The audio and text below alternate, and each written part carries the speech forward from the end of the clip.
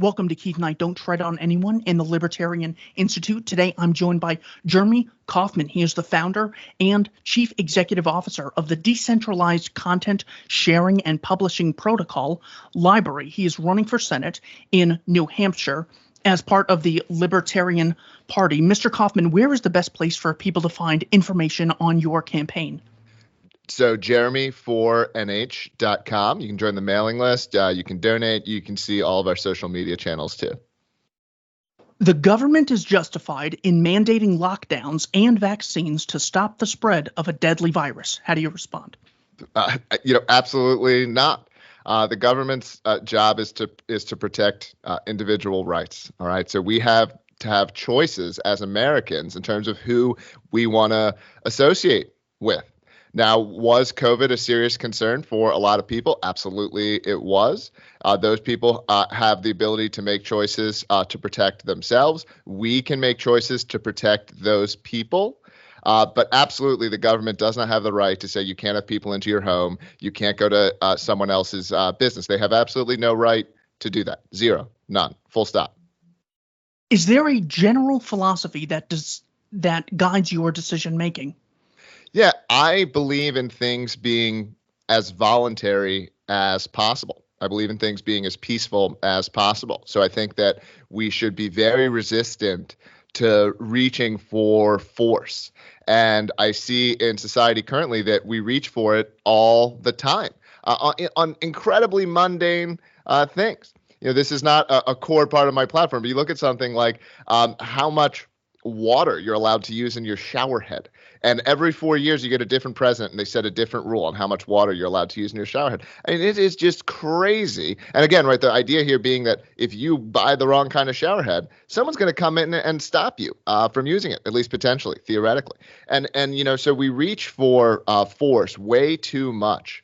And I want us to do that a lot less, to make people make choices for themselves and not butt into other people's business and other people's decisions.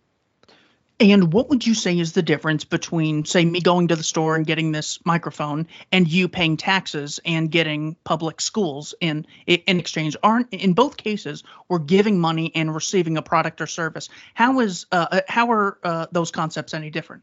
Well, I mean, the difference is choice. And because there isn't a choice when it comes to government, then the other difference is quality, right? And so we see that we pay more for lower quality things. Okay, if the DMV was private, you would see McDonald's quality, right? You wouldn't wait in line. It would be fast. It wouldn't be normal to go in and sit for 90 minutes. Although I will say, actually, in New Hampshire, the DMV is surprisingly efficient, more efficient than any other one I've been to. But yeah, I mean, this is the core difference, right? When systems have choice, when we have choice of where to go and what to interact with, we get far better quality results. When we don't have this, we get terrible results. Okay, pick your favorite restaurant. Think of your favorite restaurant. It would not be a better restaurant if it was run democratically, if the people voted on what's on the menu. That restaurant is good because you have the choice between a bunch of restaurants and you go to that one.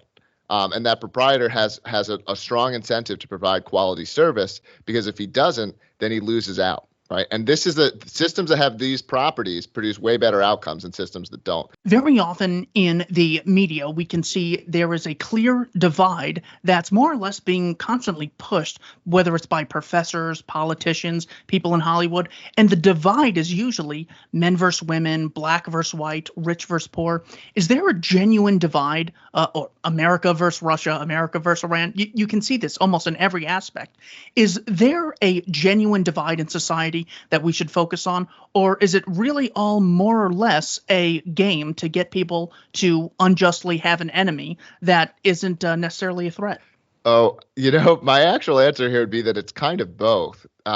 It's human nature to kind of want to form groups and gang up on other groups. This is deeply seated in our nature. It's from evolution.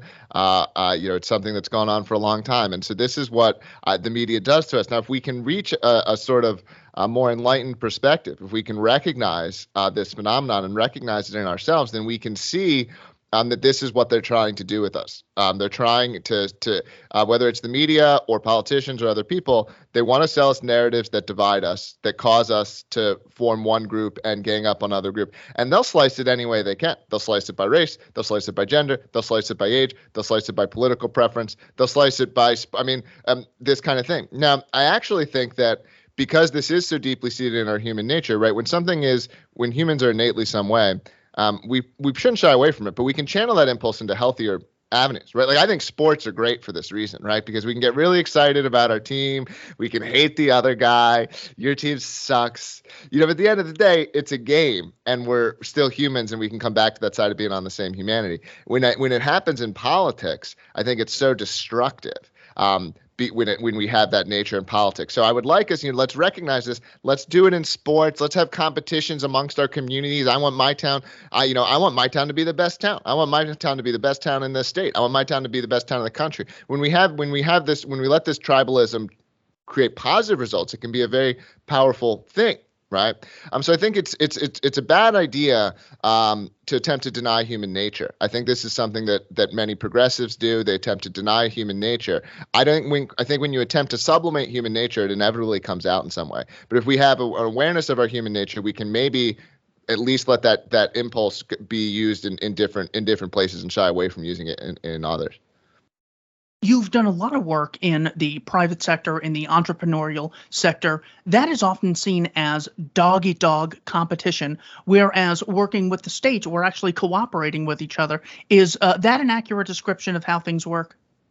Sort of, although I think there is at times, even when in that same way of sports competition where, two NFL players on different teams still have a lot of respect for each other. I think you see the same thing in industry where there are people I'm trying to beat, but I still respect them. I don't think they're evil or bad.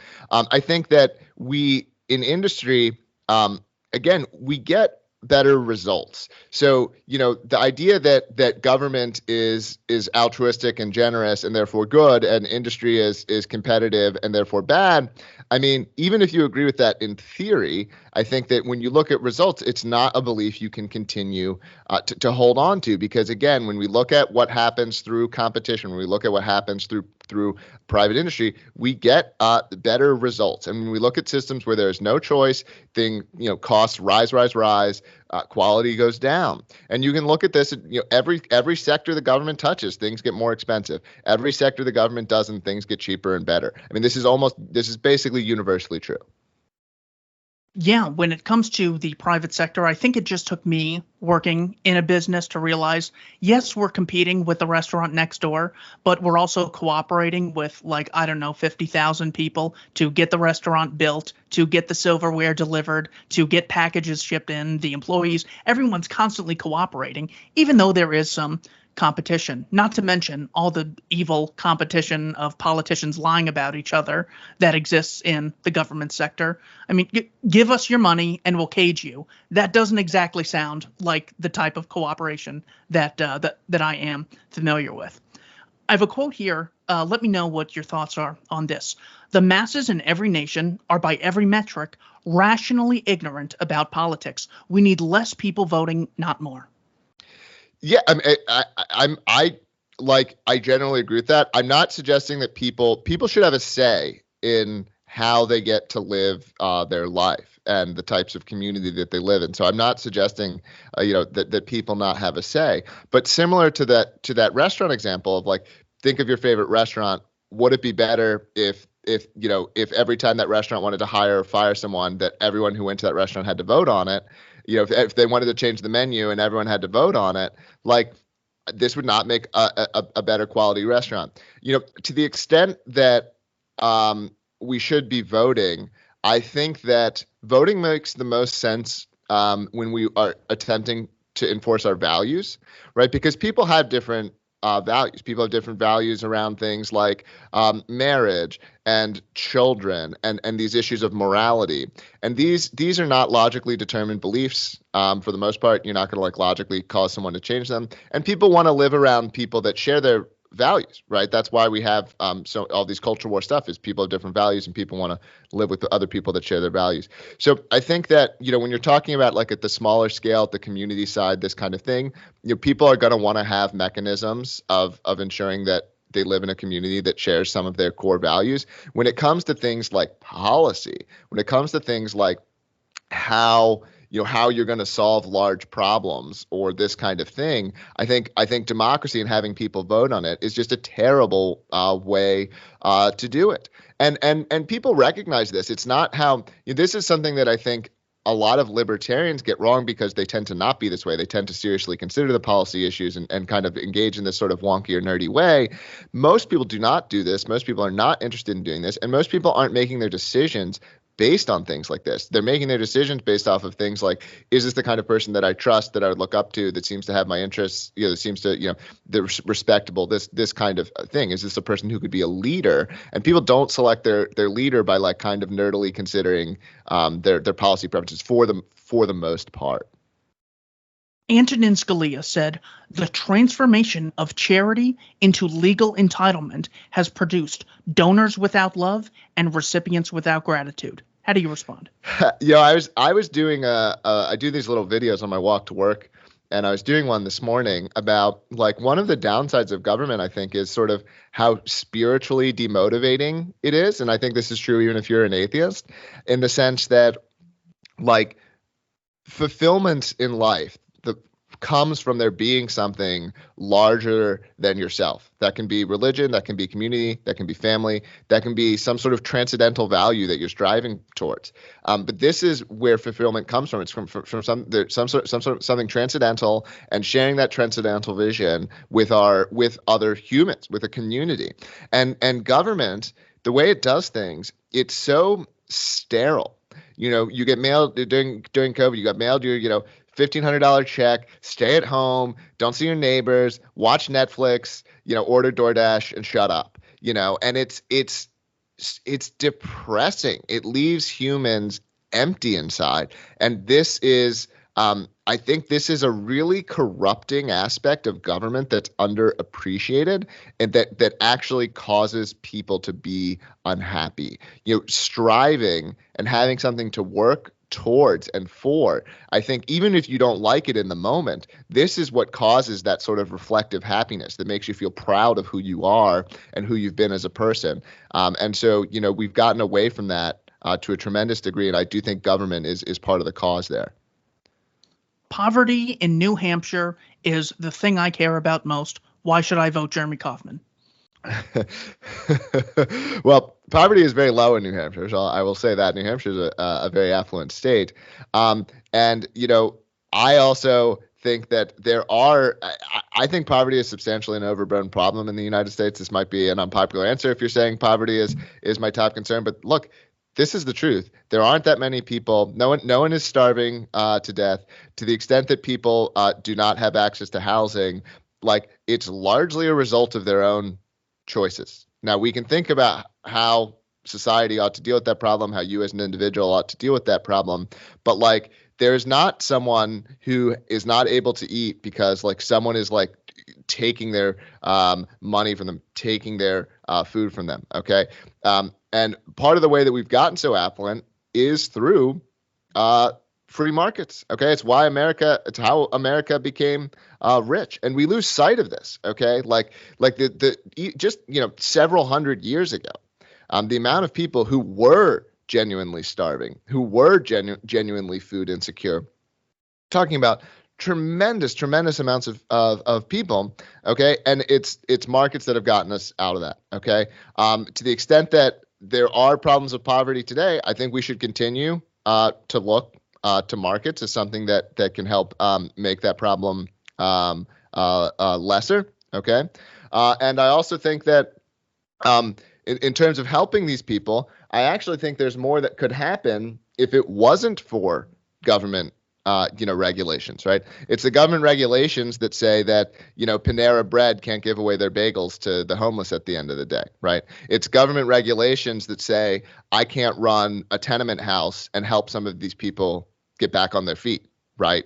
Like it's government regulations that make it so the only way you can get an apartment is to save up, $2,000 and put it all down up front, right? It's government regulations that make it hard for someone to go to that guy in the street and say, hey, do you want to just wash some dishes and I'll give you $10? Like these are the kinds of things, if you are that destitute, if you're that down, you've got to build up slowly. And what the government does is it makes it so that first step is 15 feet tall, right? And so I would say that that's a big part of the problem. You had mentioned in one of your walk to work videos that you want people to be able to raise a family and have a house on a single income, something that is much less popular today, or what we see much less today than we have in previous generations. Do you have a general theory as to why that is? Well, 50% of your money is going to the government.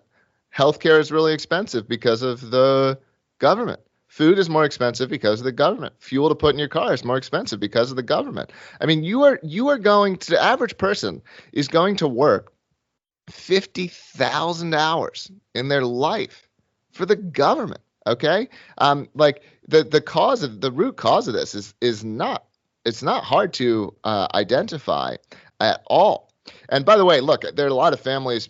Both parents want to work. I support that kind of thing. I'm not suggesting that it's like somehow better that only one parent be working. But like, I think there are families that would have only one parent working if they could, and they can't because of the government.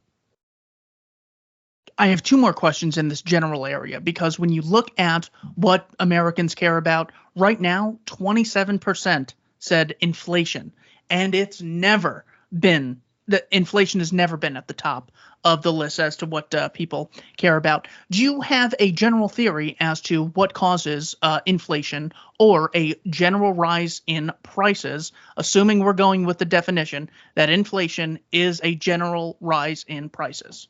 Yeah, so I mean, this is one of the silliest things, and if there's something that ought to open people's eyes, it's the way that you got all these pundits and all these news stations are scratching their head. Wow, where did this inflation come from? And it's like, you just printed $7 trillion. $7 trillion. This is like an inconceivable amount of money. I'm very good at math, and that's still an inconceivable amount of money. And it's like, it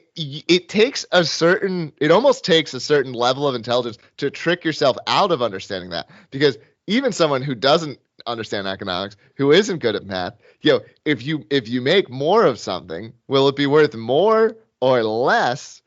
Everyone understands it's going to be worth less.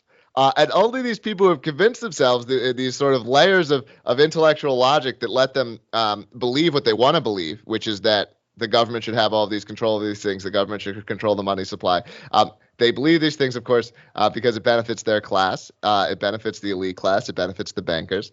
But it is so simple to understand. It is not a hard problem to understand why prices are going up. The government printed $7 trillion.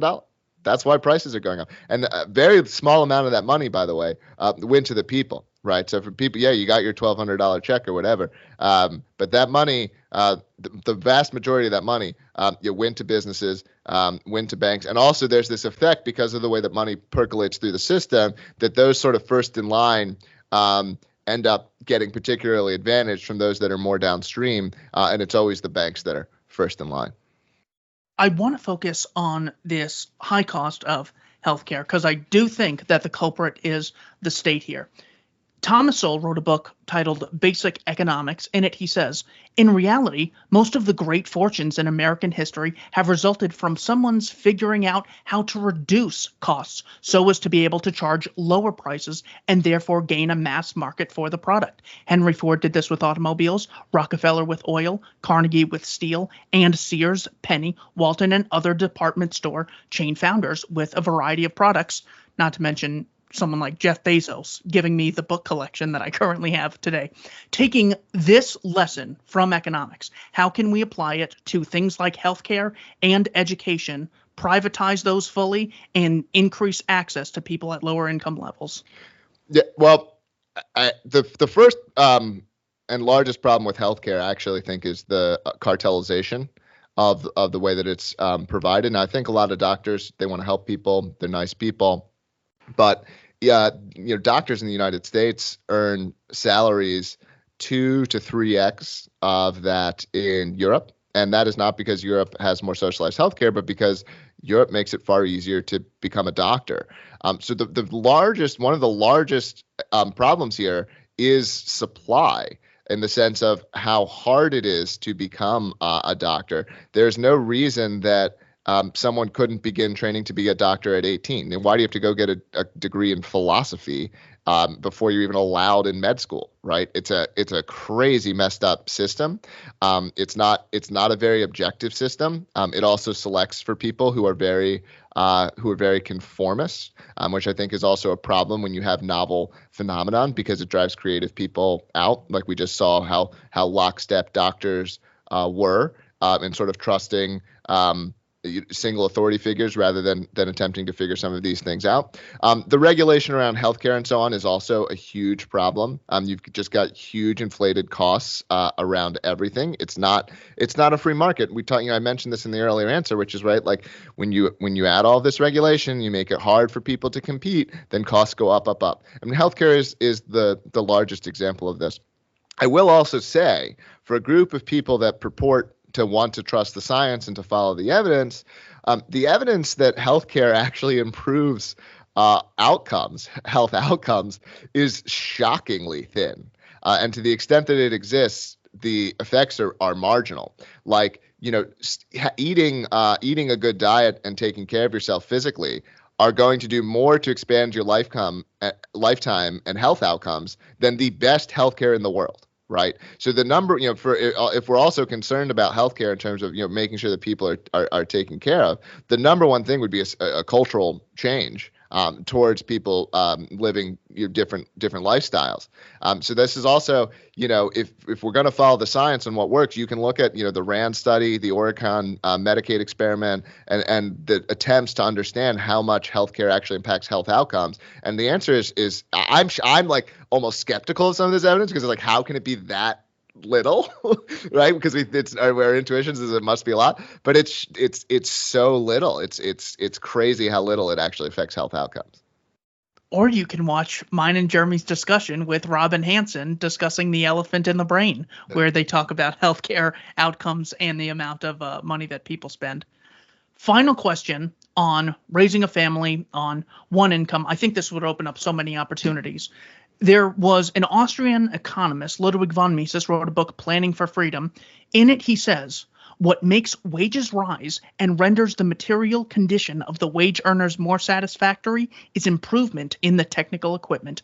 American wages are higher than wages in other countries because the capital invested per head of the worker is greater, and the plants are thereby in the position to use the most efficient tools and machines. What is called the American way of life is the result of the fact that the United States has put fewer obstacles in the way of saving and capital accumulation than other nations. There is only one way that leads to an improvement of the standard of living for the wage-earning masses: the increase in the amount of capital invested.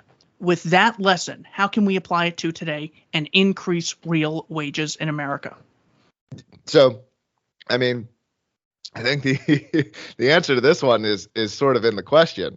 I mean, if we want to increase wages, we've got to get government out of the way. Okay, we are all attempting to do work, and we're just carrying this ball and chain around with us. Right? We're trying to run up a hill, and we've just got this thing holding on to us and dragging us down. Okay, so this is the number one thing that would increase wages, is opening this kind of thing up. And I think people experience this in their personal lives. If you switch jobs, you frequently end up earning more. When you increase your own personal capacities, when you're learning more, when you're acquiring skills, you end up earning more. I will say that one thing that this libertarian kind of analysis can miss, while it's correct in terms of objective well-being, is that satisfaction in our personal lives frequently does not come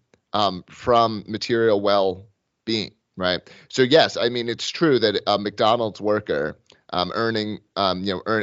funny because I was going to say earning minimum wage. Well, one, in New Hampshire, we don't have a minimum wage, just have the federal one. And two, in New Hampshire, McDonald's worker makes $15 an hour. So well above the minimum wage, right? But again, well, that's a great example. Why are they earning $15 an hour? Because there's so much demand. But anyway, the point is that like what's actually motivating desires to raise minimum wages, to regulate these kinds of things, it's a reflection of the sort of what you might call the sort of like psychic impact of feeling like you're not earning enough compared to these other people, and so on. And I think that like a better solution to this than the regulatory solution, because the regulatory solution hurts people. It hurts the ability to grow, it hurts the ability to build, it hurts the ability to do things, is to instead like recognize community-based solutions, right? Because what's actually driving that impulse, it is actually a good impulse. It's a caring impulse. A lot of times that's driving the call for these things. And what that caring impulse is coming from is it's saying, hey, this guy is sort of too down there in this sort of like social hierarchy. But I think that what we want to do is instead kind of say that like community is the solution to those problems, right? Like it doesn't matter if you're not earning a lot of money, if you're a good person who is helping out your community, who's being pro-social, who's being this kind of person, right? And so this can be solved. That impulse, I think we can address this like culturally rather than using the force of government and saying, hey, you two people who have agreed to have some financial transaction, you're not allowed to do that. Because to me, that's violence, that's morally wrong. But I will say that some of that impulse is actually coming from a place that is well-intentioned. You have worked a lot with the Security and Exchange Commission because they love to harass people. What have you learned about the regulatory state from working with the SEC? Yeah, and this is a great example of, I mean, this one, I guess this is part of why I'm running, because it's so messed up, and this is the only way that you can fix it. But I'm an entrepreneur. I'm an entrepreneur in a field that's cutting edge, blockchain. And frequently when new things are invented, it's very unclear how existing laws apply to them. This is true of this was true when the internet was invented, it's true when cars were invented, any kind of thing, because the laws weren't written considering them. And so every regulator wants to regulate. And so you've got 10 different government agencies all interpreting the rules in a different way and all saying this is how it is. And there's no positive way to get any answer to these questions, right? I want to follow the laws. I want to follow the rules. I didn't set out to be a rule breaker. I want to comply, but you can't get any answers. So you hire lawyers, very expensive lawyers. The lawyers tell you what they think the law is. And then the government says your lawyers are incorrect, but the government won't tell you what their interpretation of the law is. And so you have to go to court to figure out what the regulation actually says. And this is the phrase for this is regulation through enforcement. And it's a very damaging practice, okay? Because I have a high growth business that's talk about running up a hill with the ball and chain. This is exactly what's happening, where we're spending millions of dollars simply attempting to be told what we can and can't do. And it's just crazy. It's crazy. And it's very bad for society. It's very unproductive. I mean, I'm on a call with 16 lawyers, more than half of them government lawyers. Some of them are my lawyers and judges and stuff. And it's like this, and this has been going on for 4 years. For 4 years, I've been begging the government to tell me, hey, like, just what are the rules so I can follow them? And it's going to be could be another 3 or 4 years before I find out. And that's crazy. It's a messed up system. And so if you want to talk about something that's holding back growth, that's holding back entrepreneurship, I mean, this kind of regulatory environment is very damaging. Michael Malice, the author of Dear Reader, said, "The battle is won when the average American regards a corporate journalist exactly as they regard a tobacco executive." What are your thoughts on that? I mean, certainly the corporate journalists of today, and I guess probably throughout history, Malice knows history much better than I do, but I don't know if there was a time where corporate journalists were ever good. I will say that journalism isn't gonna go anywhere. And part of the reason I think journalism has gotten so bad currently is relating back to that earlier conversation about tribalism, is we've got all these different tribes and they're all looking for sort of news and stories that sort of that reinforces what they sort of already want to believe. And so I'm looking for a news story that lets me say, those guys are bad, and screw them. And so I think that's what a lot of the news is feeding. And I think that's why I do think people are waking up to this. I mean, trust in the corporate press is at an all-time low, and I think this is very positive. I think this is why so many people are turning to someone like Joe Rogan instead of CNN. They're scratching their heads. How can people trust this guy? And it's like, well, because he's trying to be honest, right? He's trying to be honest, whereas you are actively trying to mislead. And so I do think more people are waking up to that, and I think that's absolutely a good thing. Imagine there is a debate on the Senate floor. You've been elected. And the discussion is whether or not we, as America, should wage a war against Russia. No. No. I mean, no. Like, no. No wars. There's not a need. And here's actually my minimum standard to even consider a war. And you'll notice that no one who calls for war, the standard is very rarely met. Okay. If you think there is some injustice is happening in somewhere outside of America that is so important that we need to either compel Americans, it's always compelling Americans, even if the soldiers are, quote, voluntary, someone else was compelled to take the money from them to pay for those soldiers. So every war is compelled. So to compel Americans to fight a war, the bare minimum standard has got to be that, gosh, those people who are affected by this terrible thing are allowed over here. This is the first standard that we have to have, all right? Because if you're saying, oh my God, the Uyghurs are so impressed, we need to invade China, or Eastern Ukraine is so okay, like the very first thing I would do if one of my neighbors was in serious trouble, is I would open my door and say, you can come in here and you can be safe here, right? So I think that you'll notice that this is never met, and that's because it's not actually motivated by a concern for these people. It's motivated by either financial concern or this urge to dominate and hurt these other groups, these other countries that that they don't like for one reason or another. And this was true, by the way, even in World War II, which a lot of people would say, hey, this was one of the most justified wars. America and no country in the world was willing to take Jewish people in, or like Dominican Republic was the only country was willing to take Jewish people in before World War II started. Right, we did not meet that standard. If you look at the Civil War, again, a war people say one of the most justifiable wars, and I'm not saying that it wasn't justified, but like the very first thing you should do is say, hey, like any slave that makes it to the North is free. And you'll notice that was not at the start of the Civil War, right? That came later. They didn't do that before the Civil War.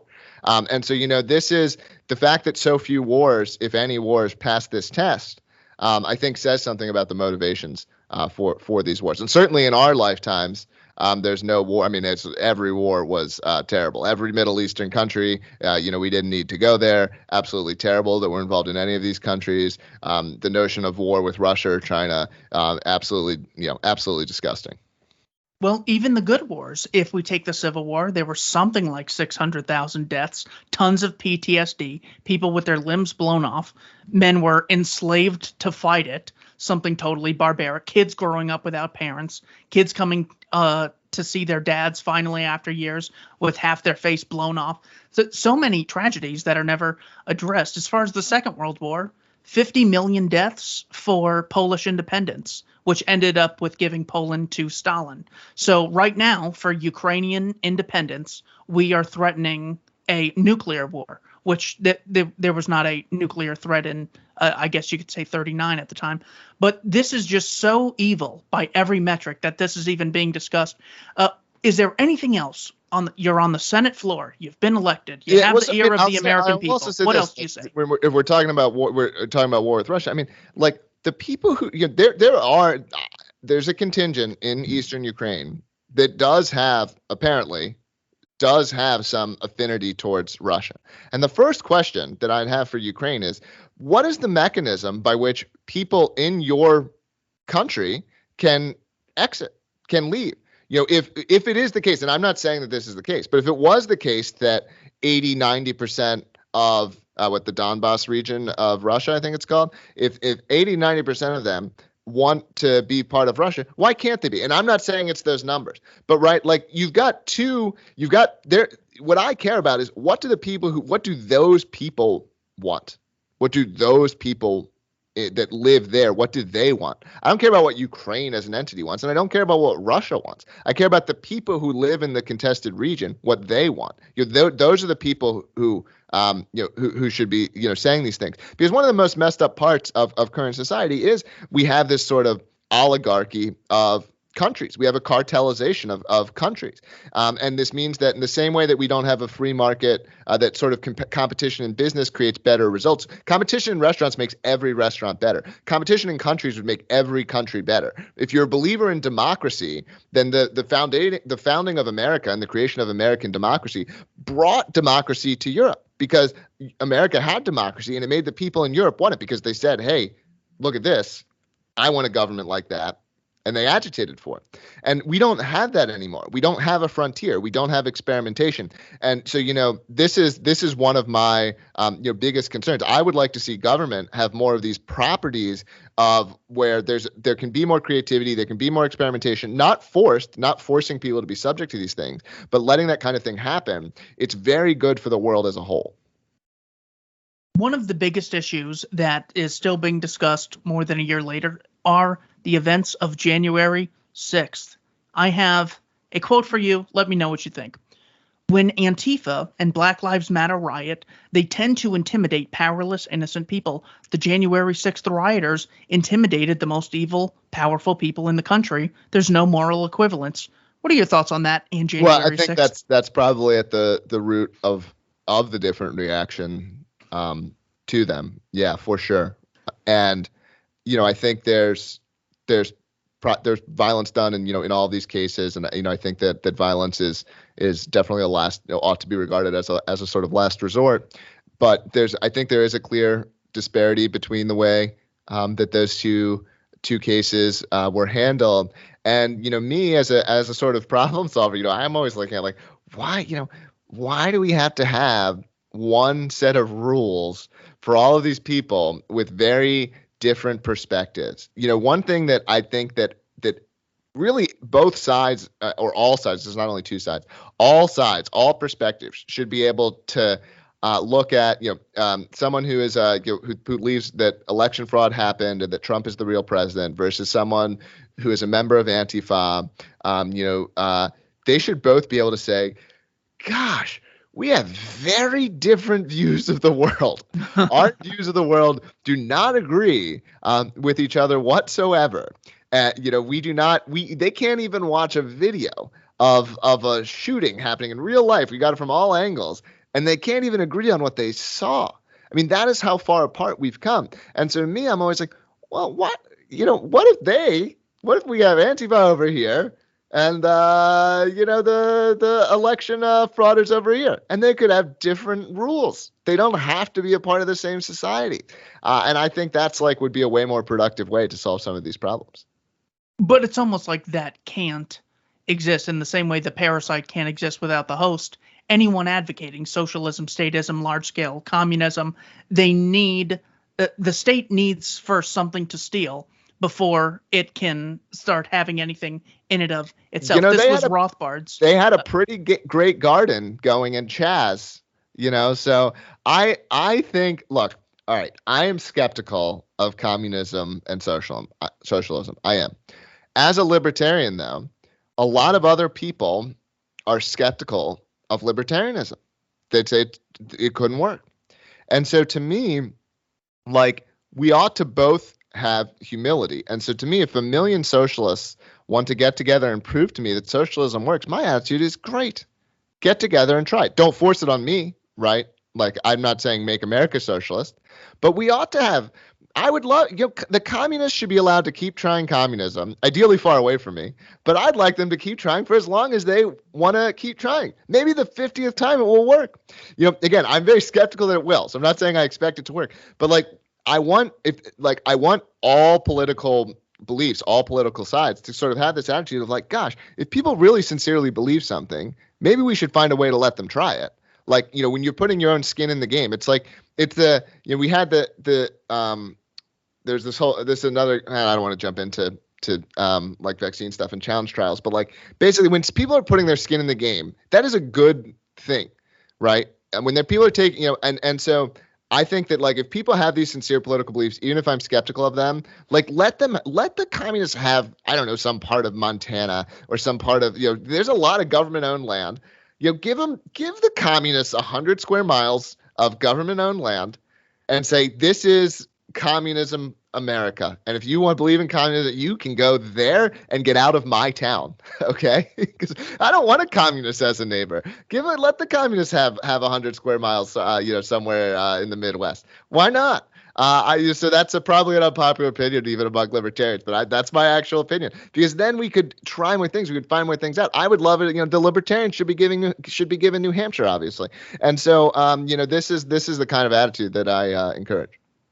And they don't even have to move. They can use GoFundMe, Indiegogo, Give, Send, Go. Allocate all their money at a much lower transaction cost than first giving it to the state and then them redistributing it. Just pile it in there, and AOC will send you money if you need health care. It's going to be real easy. You tell me it's so easy, so I'm sure it will be. When it comes to capitalist acts between consenting adults, do you think the government should have the right to forcibly stop any capitalist acts between consenting adults? I don't think the government should really be able to stop any of them. I mean, I'm assuming I think there are actions that could have sufficient externalities or sufficient risk of externalities that they could be justified in stopping them. And again, I have different views, and this can also be a minority opinion among libertarians, but I have vastly different views about things that happen at the community or the municipal level, at the smaller level, than things at the state level, right? Because a lot of people, most Americans, want some form of government. They don't want anarchy, right? They don't even want a sort of anarcho-capitalist form of anarchy. I'm not using anarchy in the especially negative sense that some people use it. Like they want some mechanism by which they can ensure that the people around them, whether that's they don't want tall buildings in their town, or they don't want certain activities, maybe they don't want prostitution in their town. I think when you're doing things at the municipal level, it's far more acceptable because again, we have the ability to exit. There are hundreds of thousands of towns in America. Okay. So when things can be done at the very local level, we have the ability to exit. We can have lots of different communities with lots of different rules. We can have a communist one. We can have a super capitalist one. We can have one that's socially conservative. We can have one that's really socially liberal. You can have a much larger mix, and more people can find something that would make them happy. And so I believe in that very much. What is the worst law in New Hampshire that needs to be repealed? Oh, the worst law. Man, I feel like I haven't thought about this, so I feel like I'm going to give an answer, and then someone's going to point out something else, and I'm like, that one's actually worse. I mean, I think probably if the thing that would, I think, if fixed, would cause the most help over time is, I think, fixing the schools. The schools are probably something like, I think it's something like 60-ish%. Let's say 60 plus or minus 10% of government, of the state government. So if you're talking about at the state level, and that's so much. I mean, I'm paying like $15 a day to the public schools as part of the taxes I pay. It might be more than $15 a day. And like, it's just a crazy amount of money to a system that I think is very flawed. It's also, I think, a system that frequently inculcates values that I think are wrong, quite frankly. And so I think that fixing that would have a lot of downstream positive effects over time.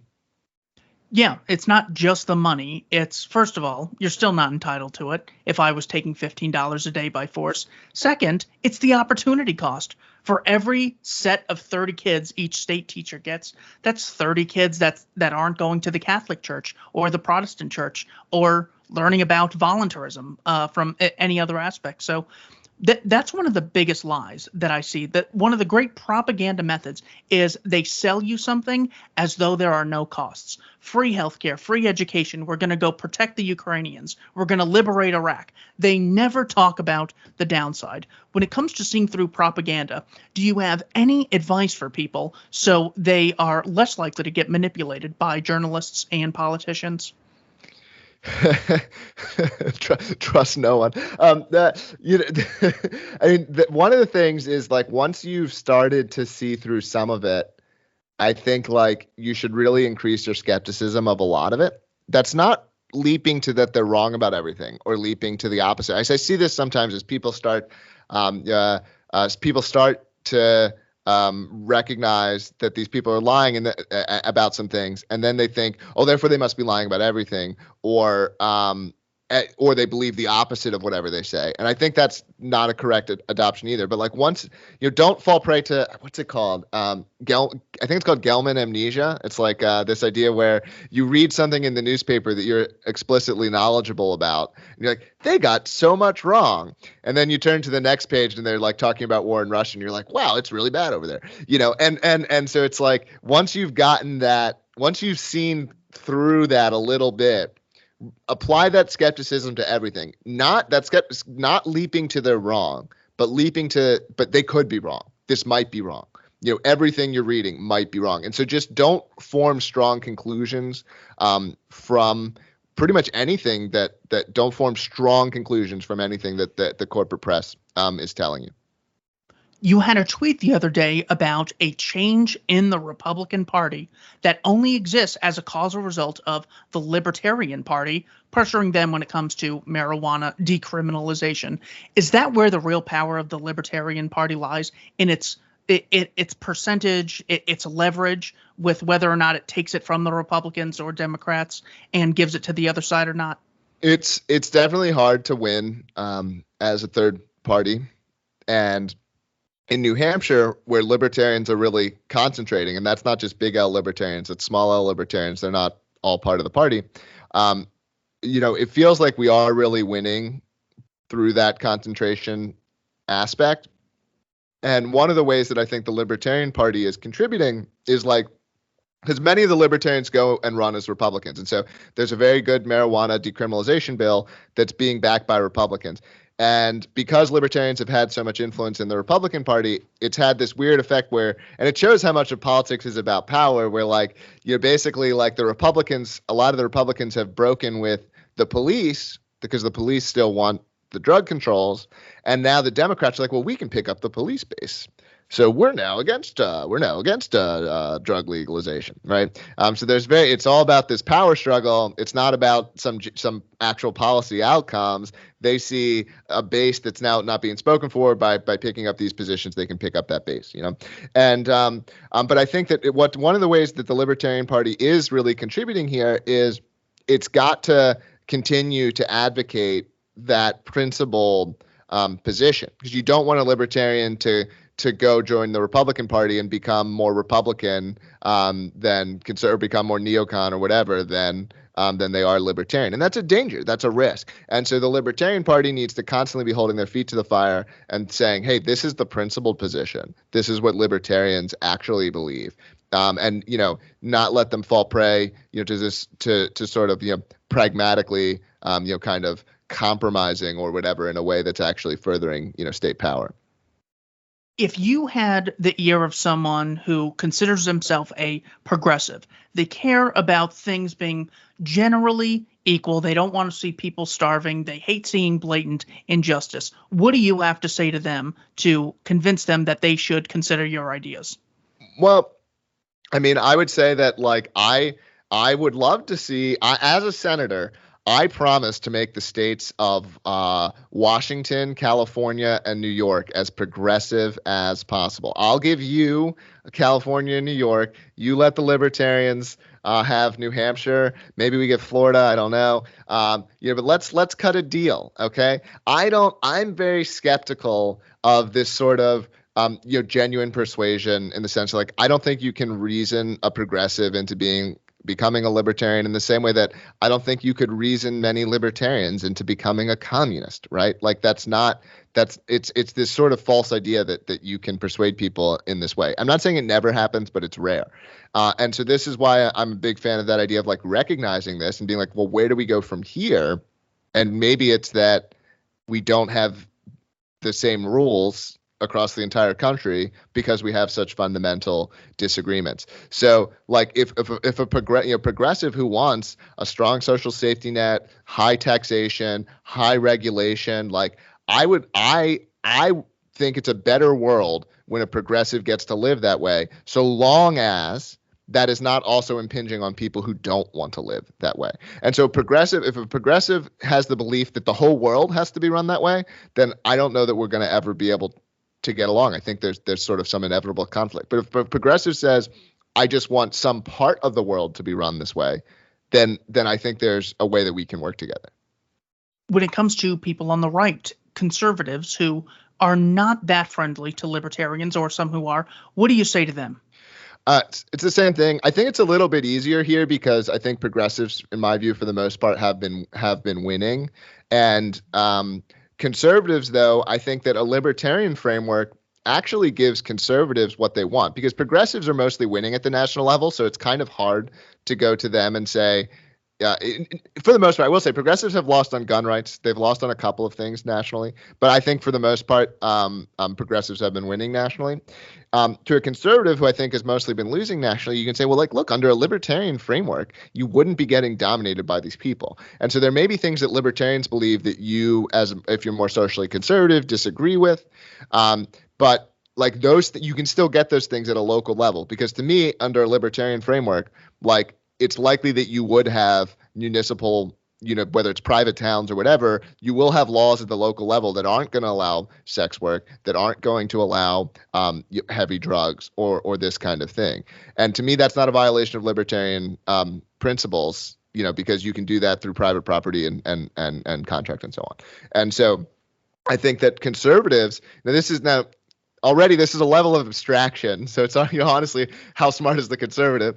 Certainly some conservatives are going to be able to get what I said. To another conservative, just say, hey, look, you are going to get a world that's closer to what you want under libertarianism. And that might be true for progressives too. I think because there certainly is, if you're far left, you also feel that like the center left is winning, not the far left. And so if you're far left, I think the far left is also probably getting, because far left, to me, far left and progressive aren't the same. And the far left, I think, also is also losing in the same kind of argument where, like, hey, let's figure out some ways that there can at least be some places that can be run, the way that you would like things to be run. Any final words before we close out? Just follow me. Check out my campaign website, Jeremy4NH, and. It's Jeremy 4NH. And you can follow me on Twitter at Jeremy Kauffman. And please support the campaign. We're going to have a bunch of media coming out. And if you want to be a part of it, there's a whole team. It's a whole group effort. And so if you want to be a part of it in any way, I'd love to meet you, talk to you, figure out a way you can get involved. The website is jeremy4nh.com, JEREMY, the number 4, NH.com. Thanks to everyone for watching Keith Knight Don't Tread on Anyone and the Libertarian Institute. Mr. Kauffman, thank you so much for your time. Best of luck, sir. Thanks, Keith.